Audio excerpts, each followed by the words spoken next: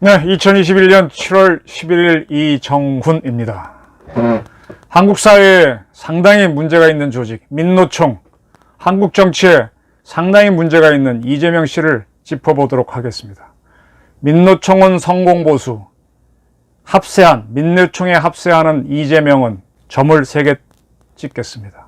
서울대 청소원 사망 사건의 진실을 설명드리겠습니다. 오늘이죠. 7월 11일 이재명 지사가 서울대학교 학생기숙사 휴게실에서 숨진 채 발견된 청소노동자 이모 씨, 여성입니다. 그 유족과 청소노동자를 위로하러 서울대를 방문했습니다. 그냥 가볍게 넘기려고 했는데 이 흑막을 쭉 보니까 가볍게 넘길 수가 없어서 제가 짚어보는 겁니다. 이 노동자는 6월 26일 날 토요일입니다. 그가 청소를 담당했던 서울대 기숙사, 학생 기숙사들 925동에서 숨진 채 발견된 분입니다. 이에 대해 유족과 민노총, 서울대학교에는 여러 개의 노조가 있는데 민노총 산하 노동조합이 있습니다. 그쪽에서는 서울대 측이 이 씨를 비롯한 청소 노동자들에게 과도한 업무 지시를 내렸고 모욕을 했고 스트레스를 유발했다고 주장하고 있습니다. 여기에 이런 주장을 하는 조직이 여러 군데인데 지금 화면에 나오는 이 세 단체입니다. 연석회의와 대학생 총학생회 뭐 이런 것들입니다. 이런 것들. 그다음에 민노총 산하 서울대학교 노조 거기서 서울대 오세정 총장 규탄 대회를 하고 어쩌고 저쩌고 또 서울대 민교협이라고 하는 교수단체에서 어쩌고 저쩌고 떠들었습니다. 이거 화면 보시면 되고요.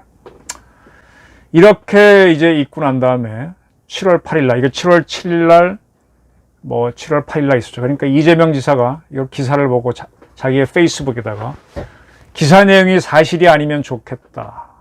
그리고 이런 얘기를 합니다. 뜨거운 것이 목구멍으로 올라온다. 정말 저도 뜨거운 것이 목구멍으로 올라옵니다. 40년 전 공장에 다닐 때도 몇 대 맞으면 맞았지 이렇게 모멸감을 주지는 않았다. 진상이 규명되고 분명한 조치가 있기를 바란다. 이렇게 썼습니다. 지금 이재명 씨가 이걸 사실관계를 정확하게 판단하고 뜨거운 것이 목구멍에서 넘어오도록 했는지 아니면 그냥 어디 한쪽 얘기만 듣고 덜렁 이렇게 한 건지는 조사를 더 해봐야 됩니다. 취재를 해봐야 됩니다만 제가 보기에는 민노총한테 이용당한 것 같기도 합니다. 어쨌든 이재명 씨가 이렇게 페이스북에 쓰니까 서울대학교 행정대학원 교수인 구민교 씨, 학생처장이죠. 그분도 페이스북에 올렸습니다. 굉장히 긴 글인데 이따 다 보여드리겠습니다. 핵심은 이겁니다. 한 분의 안타까운 죽음을 놓고 산 사람들이 너도 나도 피해자 코스프레 하는 게 역겹다. 꼭 제가 하고 싶은 말을 우리 구 교수가 해줬네요. 이 글이 올라가니까 이재명 씨가 올라갔을 때는 대한민국 언론들이 가타부타 얘기를 안 해요. 근데 구 교수가 페이스북에 올리니까 가타부타 말들이 많아집니다. 왜 한국 언론은 이 모양 이 꼴밖에 안 됩니까? 그래서 구 교수가 글을 내렸다가 그게 아니구나 해서 좀 더 보강한 설명을 붙인 전문을 그 다음에 또 올렸습니다. 그때 핵심 내용은 피해자 코스프레 부분이니까 피해자 코스프레가 역겹다는 부분은 유족이나 다른 청소 노동자가 아닌 정치권 누굽니까? 간단하게 하면 이재명 같은 사람이죠. 한 말이다 그랬습니다. 그리고 7월 10일에 이 학생 기숙사를 관리하는 남성현 교수, 기획시설 부관장이죠. 그분도 생활관 홈페이지를 통해서 노조 측의 허위 주장이 보도되고 이 노조는 서울대에 있는 민노총 산하 노조입니다. 정치적으로 악용되는 움직임도 보인다. 정치적 악용은 누굽니까? 이재명입니다. 성실히 업무를 수행한 관리자를 억지로 가해자로 둔갑시킬 수는 없는 노릇이다. 요걸 기억해 두셔야 됩니다. 이렇게 했습니다. 에도 불구하고 7월 11일 날 이재명 씨가 이 유족들을 방문했습니다. 네? 오늘 방문했죠. 그러고 난 다음에 글을 수행했던 홍정민 의원이 이렇게 얘기했습니다.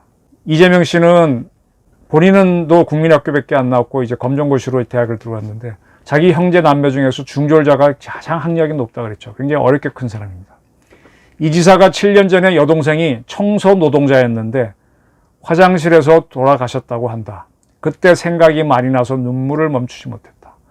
이 지사 여동생 하시는 분이 청소 노동자를 하셨군요. 화장실에 돌아가셨군요.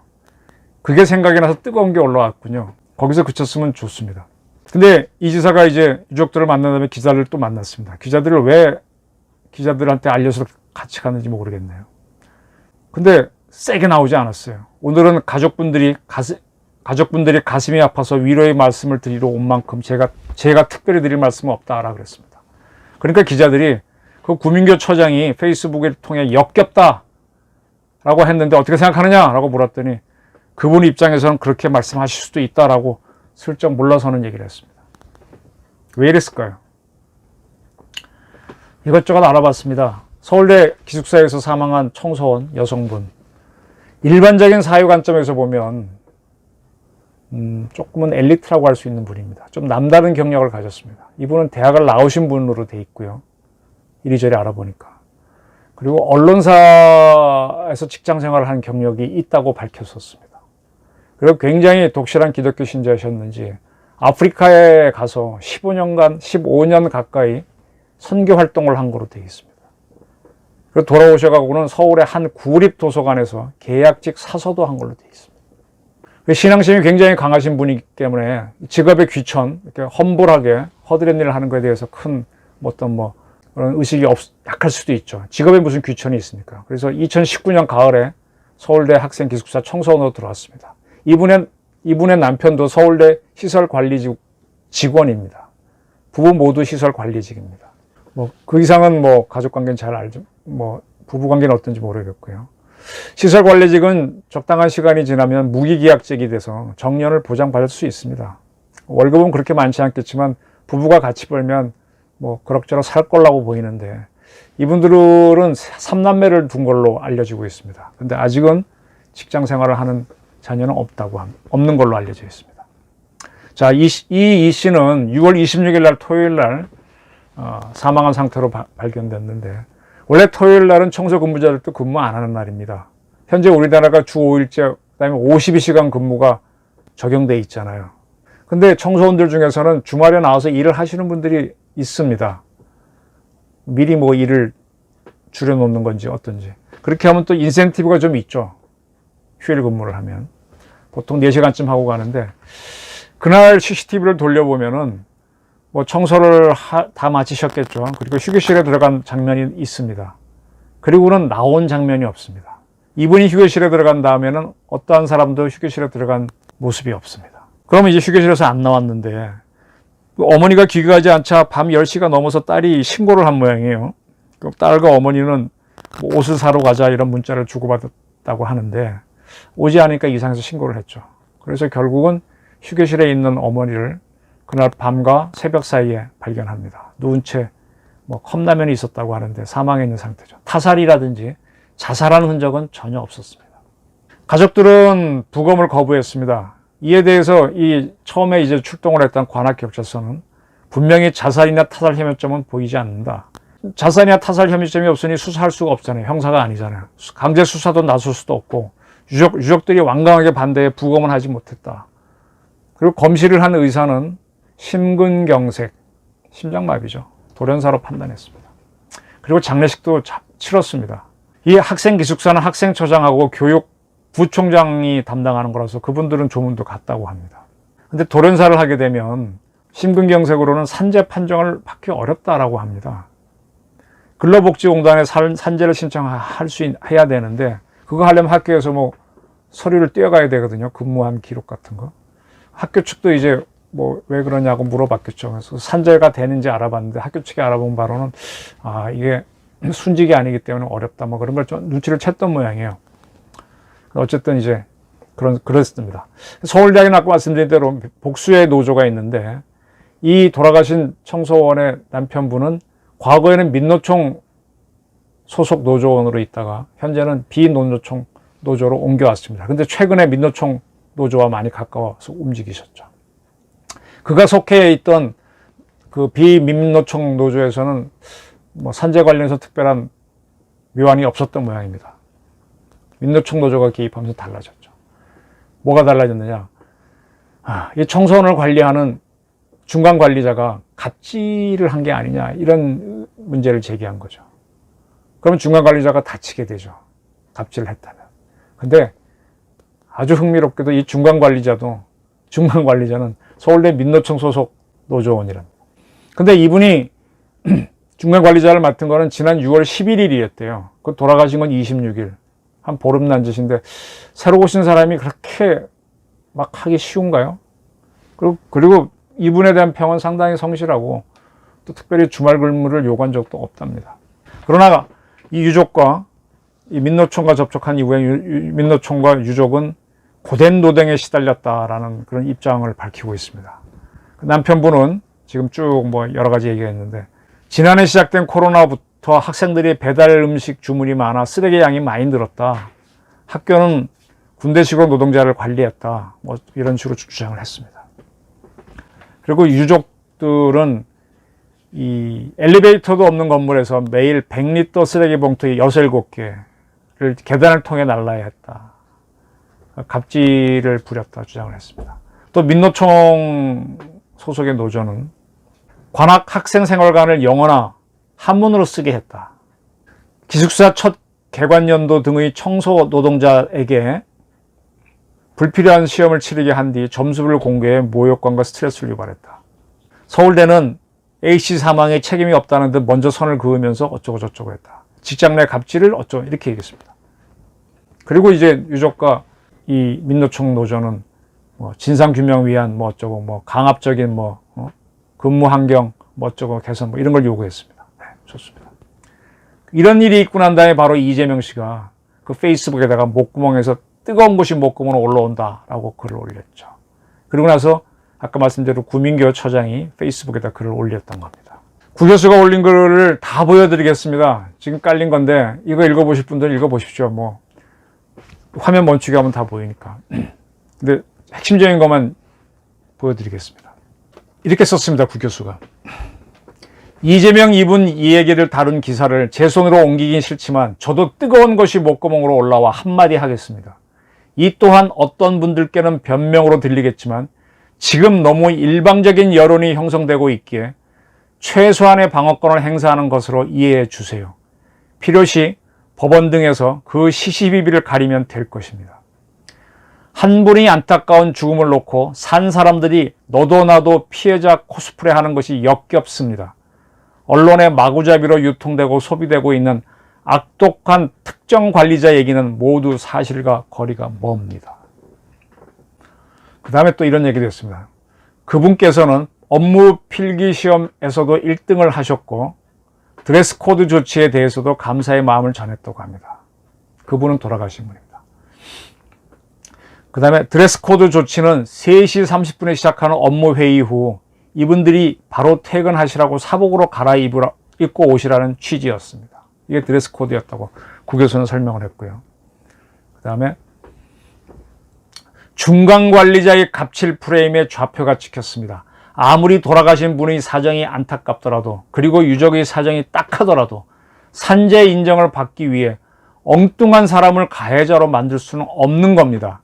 아니 엉뚱한 사람이 아니라 그 중간관리자는 얼마 전에 우수 직원으로 학교의 표창까지 받은 분입니다. 그리고 설명을 했습니다. 해당 기숙사동 실제 청소 결과 10리터 봉투 2개 정도 발생합니다. 뭐 그렇게 쭉 썼습니다. 네. 네. 일단 뭐 이건 나중에 세워놓고 확대해서 읽어보십시오. 그리고 왜 영어 한자 시험 보게 했냐는 부분에 대해서는 이 관악사는 1,300여 명의 외국인 학생이 상주하고 그중 500명 이상은 중국에서 온 학생들이고 그러다 보니까 청소원 같은 현장 근로자들은 외국인을 응대하는 경우가 있습니다. 우리 호텔에 가면 호텔 근무하는 사람들 약간의 영어 하잖아요. 메이드.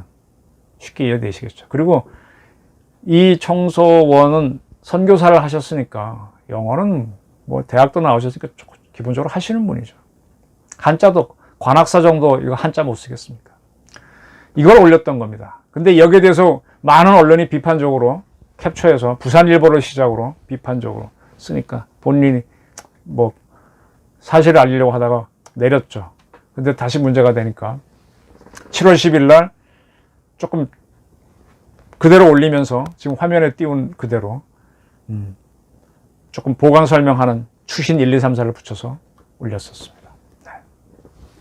뜨거운 것이 목구멍으로 올라온다는 것을 다른 말로 표현하려다 글이 되었습니다. 그냥 불쾌하다고 했었으면 되었을 텐데 뜨거운 것이 목구멍으로 올라온다고 했기 때문에 글이 되었습니다. 결과적으로 제 글이 다른 핵심을 잡아먹는 블랙홀 단어가 되어버렸습니다.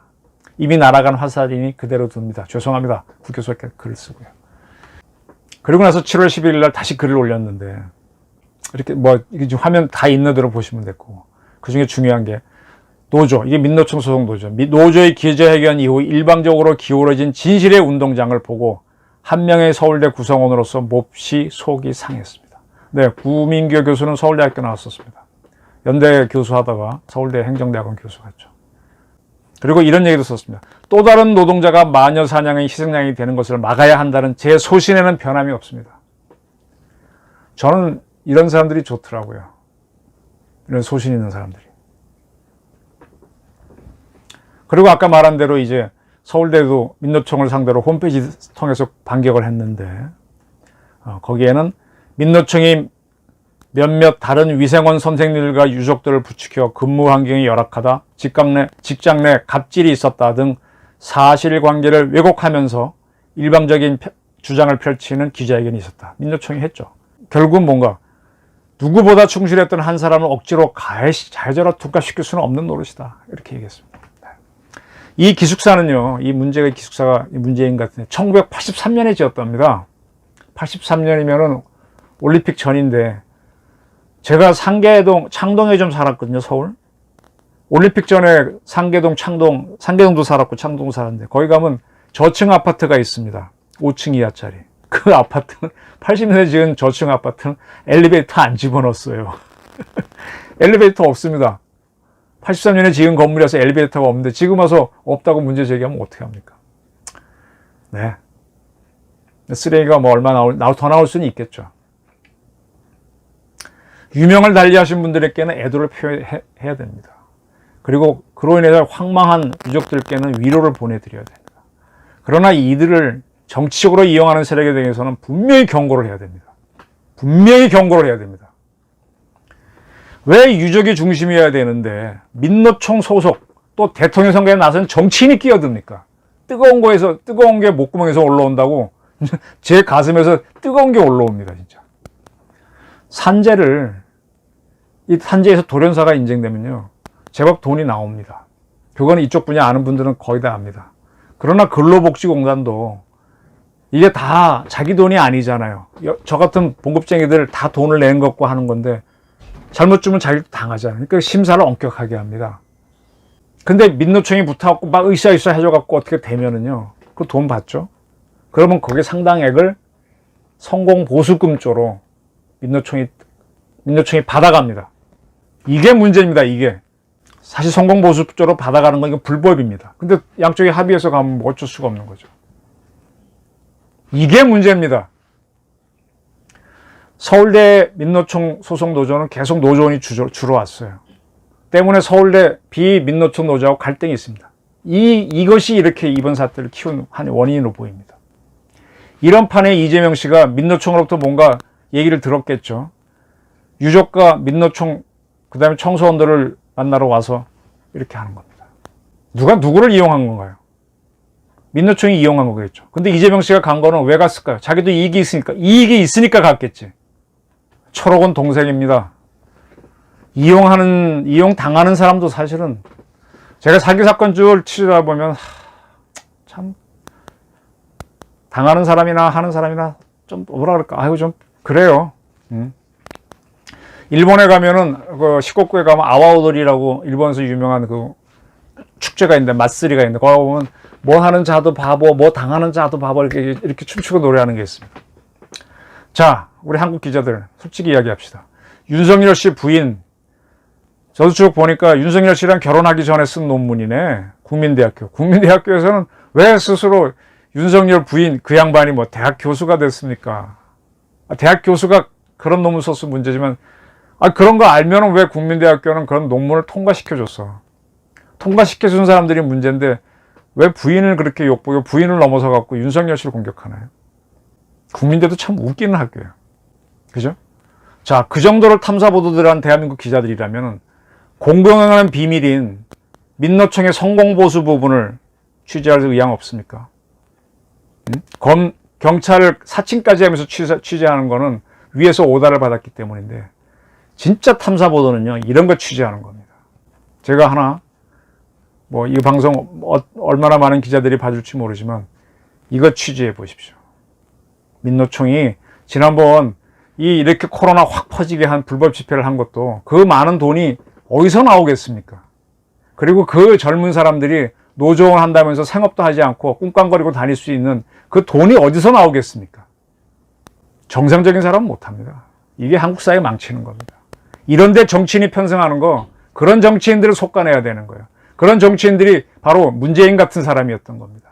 그런 사람을 또 겪는다고 대한민국이 좀 화를 많이 냈는데요. 민노총이라는 게 어떤 조직이고 거기에 합세하는 이재명은 어떤 사람인지, 그가 성남시장이 되기 전에 어떤 행동을 했는지 한번 잘 살펴보시기 바랍니다. 감사합니다.